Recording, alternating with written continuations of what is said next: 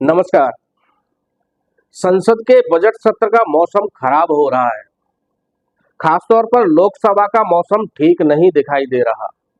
तृणमूल कांग्रेस ने तो खराब मौसम की चेतावनी देते हुए सत्ता पक्ष से अपनी अपनी कुर्सियों की पेटी बांधने के लिए कह दिया है। हिचकोले खाती संसद में लोकसभा अध्यक्ष सत्ता पक्ष के सर पर छाता ताने खड़े रहना चाहते हैं ताकि सरकार विपक्ष के बादलों के बरसने पर ज्यादा भीगे नहीं। लोकसभा में अध्यक्ष पद पर ओम बिरला का ये दूसरा कार्यकाल है। वे संसद को कैसे चला रहे हैं इसके बारे में किसी टिप्पणी की जरूरत नहीं है। ये जानने के लिए सदन की कार्रवाई का सीधा प्रसारण देखकर ही अनुमान लगाया जा सकता है। सदन प्रमुख होने के नाते ओम बिरला न तो विपक्ष को संरक्षण दे पा रहे हैं और न सत्ता पक्ष की ही ढंग से चाकरी कर पा रहे हैं। लोकसभा के इतिहास में ओम बिरला किस रूप में दर्ज किए जाएंगे ये कहना मुश्किल है। लोकसभा में बुधवार को केंद्रीय बजट 2024 पर चर्चा के दौरान तृणमूल कांग्रेस के सांसद अभिषेक बनर्जी और लोकसभा स्पीकर ओम बिरला में तीखी नोकझोंक से इस बात के संकेत एक बार फिर मिले कि ओम बिरला सदन चलाने में असुविधा का अनुभव कर रहे हैं। विपक्षी सांसदों के बोलते ही लोकसभा अध्यक्ष को लगता है कि वे सरकार के दुश्मन हैं। तृणमूल कांग्रेस सांसद अभिषेक बनर्जी ने चर्चा के दौरान दावा किया कि सदन में 3 कृषि कानूनों पर चर्चा नहीं की, जिन्हें बाद में वापस ले लिया गया था। अभिषेक बनर्जी के दावे पर लोकसभा स्पीकर ओम बिरला ने आपत्ति जताई और कहा कि इस सदन में 3 कृषि कानूनों पर करीब 5.5 घंटे तक चर्चा हुई।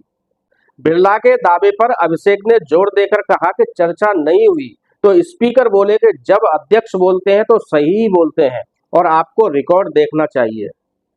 लोकसभा अध्यक्ष की भूमिका राष्ट्रपति के अभिभाषण पर विपक्ष के नेता राहुल गांधी के प्रति जैसी थी, ठीक वैसे ही वे तृणमूल कांग्रेस के अभिषेक के साथ कर रहे हैं।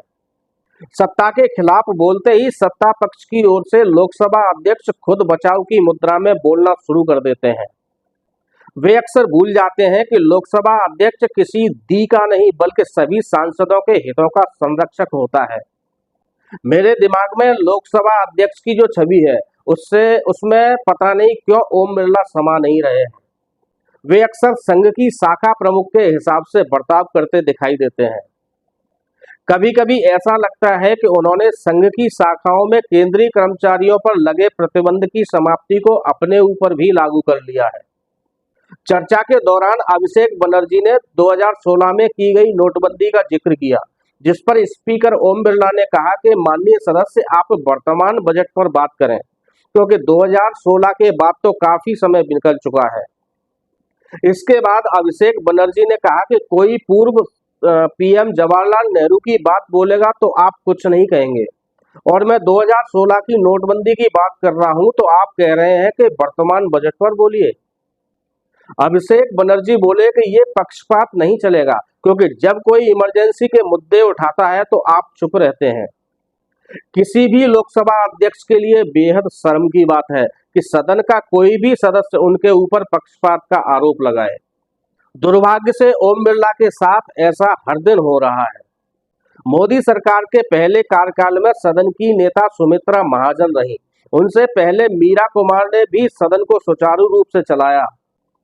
यहाँ तक कि वामपंथी सोमनाथ चटर्जी के कार्यकाल में भी लोकसभा अध्यक्ष की मर्यादा पर ज्यादा सवाल नहीं उठाए गए, क्योंकि किसी ने भी खुद को सत्ता पक्ष का स्पीकर बनाने की गलती नहीं की।